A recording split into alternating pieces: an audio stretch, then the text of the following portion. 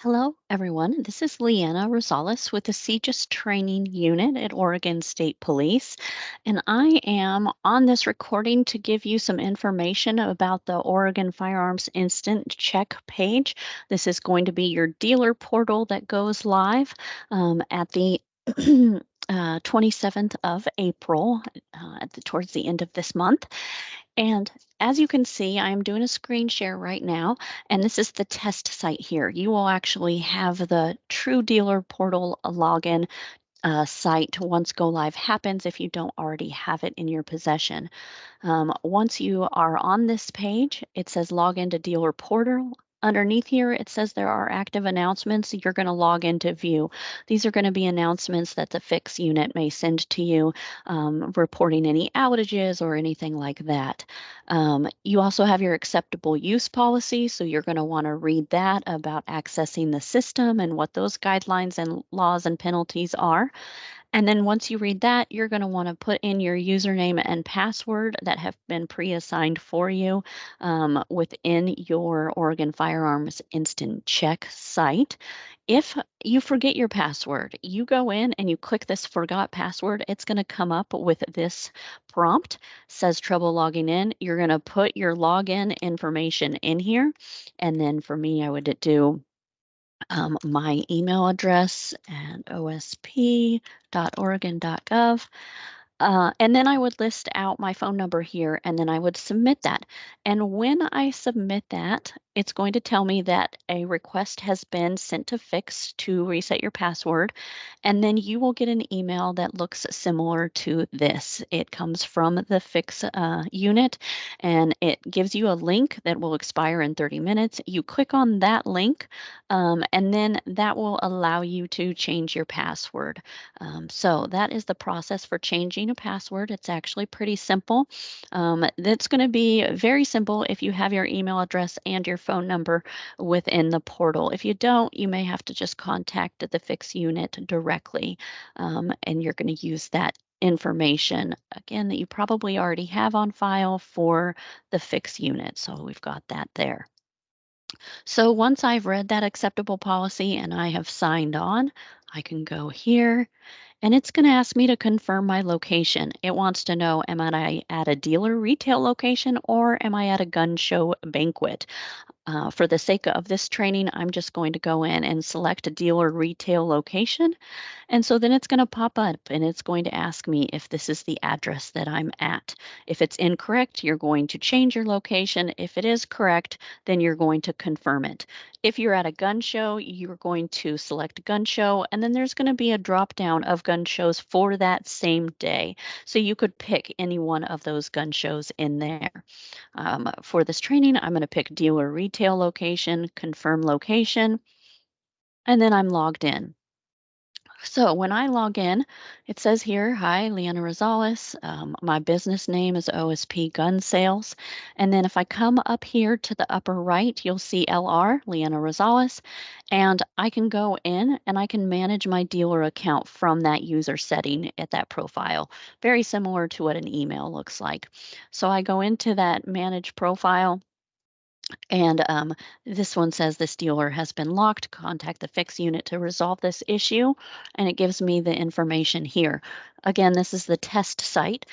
So if this was a real site, you would be able to go in there and update your information in this test site. So since I can't update anything in here right now, I am going to just remove myself from that managed dealer. Over here, you're going to have dealer notifications. So these are the ones that come in for the announcements that you saw when we first were starting to log in. And these are the details. So they're going to send different announcements to you via this messaging format. So you'll be able to see these different messages that come in here.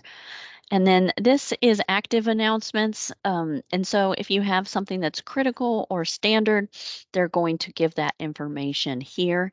And I take that back because when you log in, this is the information that they're referring to, not your dealer notifications. This is your active announcements. So when you log in to that initial dealer page and it says there are active announcements, log into view. you're going to go into that and you'll see these active announcements that are here. So I just click that to get rid of that. It says, Welcome to Oregon FICS dashboard. It has my transactions, account summary, add a scheduled gun show, and frequently asked questions. So my transactions, if I go into that, it's going to provide me a list of all of the transactions that are on file. And it gives you the date submitted, transaction code, transferee and the buyer, the status, the delay date, and the place it is in the queue. There's also you can view details for that. You can show FICS units notes from there in that. You can also do a drop down to show all of that information within that line segment.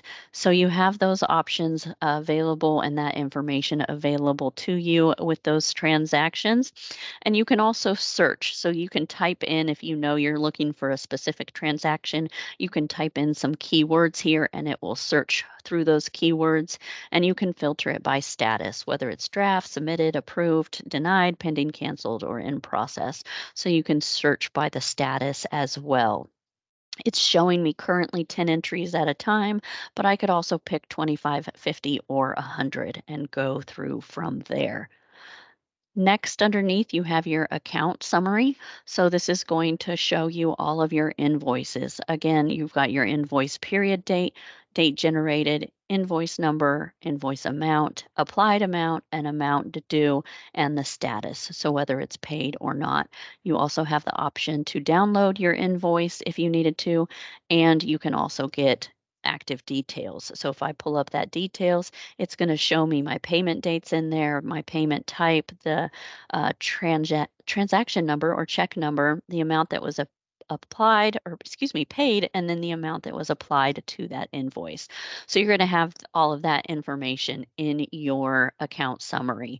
At the top, you will also see that it says account balance, and it's got this negative 310 on there. So you have that information at your fingertips as well. The next tab over is Add Scheduled Gun Show. So you're going to put the name of the gun show. You'll notice that it has a red asterisk for any of the required fields. So the name of the gun show, the street address, the city, what state, what zip code, and then what other information that you have, you can also include, and then the start date and the end time.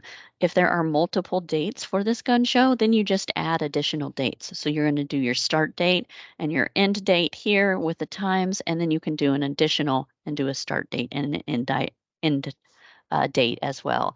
And then you can also write notes free form in this box that you will have here, and then you submit that, and then you'll have that gun show on file for those dates.